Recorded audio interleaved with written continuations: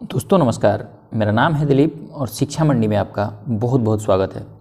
दोस्तों जैसा कि आपको पता है कि पूरी दुनिया में भारतीय धर्म और संस्कृति का परचम लहराने वाले स्वामी विवेकानंद का जन्मदिन 12 जनवरी को मनाया जाता है। अपने छोटे से जीवन काल में उनके द्वारा प्राप्त उनकी उपलब्धियां, सिद्धि प्रसिद्धि के कारण 12 जनवरी को हम युवा दिवस के रूप में भी मनाते हैं। तो दोस्तों आज की इस वीडियो में भारत की इस महान विभूति के जीवन परिचय और उनसे जुड़ी महत्वपूर्ण घटनाओं के बारे में चर्चा करेंगे। तो चलिए इस वीडियो को शुरू करते हैं और उनके जीवन परिचय को पहले देखते हैं। तो सबसे पहले स्वामी विवेकानंद का जन्म 12 जनवरी 1863 में कलकत्ता के साधारण परिवार में हुआ था।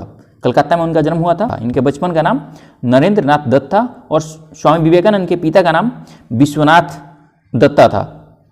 माता का नाम भुवनेश्वरी देवी थी। नरेंद्र के पिता श्री विश्वनाथ दत्ता कलकत्ता हाई कोर्ट में वकील थे और उनके माता गृहिणी थी। स्वामी विवेकानंद जी के जीवन से जुड़ी कुछ खास घटनाओं में उनका अमेरिका के शिकागो में विश्व धर्म सम्मेलन में दिया गया भाषण था, जिसे आज भी याद किया जाता है। उनका नरेंद्र नाथ से स्वामी विवेकानंद बनने का सफर गुरु रामकृष्ण परमहंस से मुलाकात के बाद शुरू हुआ था। अपने गुरु रामकृष्ण परमहंस की शिक्षाओं में गहरी आस्था रखने वाले सभी सन्यासी को संगठित करने के लिए स्वामी जी ने 1 मई 1897 को बेलूर मठ की स्थापना की थी। उन्होंने दुनिया के युवाओं को कमजोरी की बेड़ियां तोड़कर जीवन के लक्ष्य प्राप्ति करने का संदेश दिया था। स्वामी विवेकानंद जी के जीवन से जुड़ी कुछ खास बातों के बारे में आज हम आपको बताने जा रहे हैं। 25 साल की उम्र में विवेकानंद जी ने घर बार छोड़कर साधारण सन्यासी का चोला पहन लिया था। यहीं से नरेंद्र नाथ की विवेकानंद बनने का सफर शुरू हुई थी। आगे कुछ और बात जानते हैं विवेकानंद के बारे में। स्वामी विवेकानंद ने रामकृष्ण परमहंस को अपना गुरु माना था। रामकृष्ण परमहंस से उनकी मुलाकात साल 1881 में कलकत्ता के दक्षिणेश्वर में काली मंदिर में हुई थी। अपने सवालों के जवाब मिलने पर वे अपने गुरु की विचारधारा से इस कदर प्रभावित हुए कि उन्होंने अपना गुरु मान लिया। यानी जिस तरह से उनके आध्यात्मिक चिंतन से प्रभावित हुए विवेकानंद जी ने और रामकृष्ण परमहंस को अपना गुरु मान लिया। अमेरिका के शिकागो में 11 सितंबर 1893 को हुई धर्म संसद में स्वामी जी ने अपने संबोधन की शुरुआत अमेरिका के भाइयों और बहनों से की तो पूरे 2 मिनट तक आर्ट इंस्टीट्यूट ऑफ शिकागो में तालियां गूंजती रही। ये घटना हमेशा हमेशा के लिए इतिहास में दर्ज हो गया और वहाँ उन्होंने भारतीय संस्कृति और धर्म का एक परचम लहरा दिया। जिस तरह से पश्चिमी सभ्यता को देखने का नज़रिया था भारत का, वो बिल्कुल ही उन्होंने वहाँ जाके बदल दिया। युवा अवस्था में ही दमा और शुगर जैसी गंभीर बीमारियों से ग्रसित हो गए थे। उन्होंने एक बार भविष्यवाणी करते हुए कहा था कि ये बीमारियां मुझे 40 साल पार नहीं करने देगी।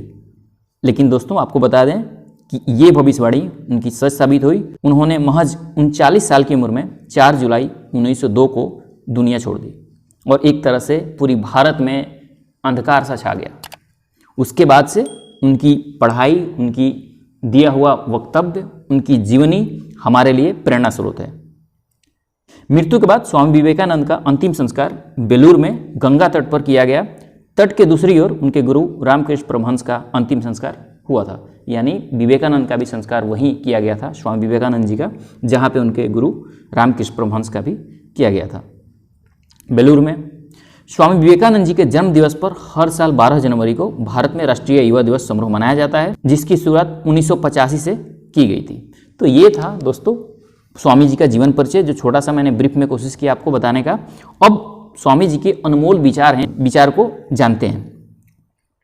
स्वामी जी का जो सबसे ज़्यादा कोट है, सबसे ज़्यादा जो युवाओं में प्रचलित है, जो सबके मुंहों पर रहता है, सबको पता होता है, उनका पहला कोट था कि उठो, जागो और तब तक मत रुको जब तक कि लक्ष्य की प्राप्ति न हो जाए।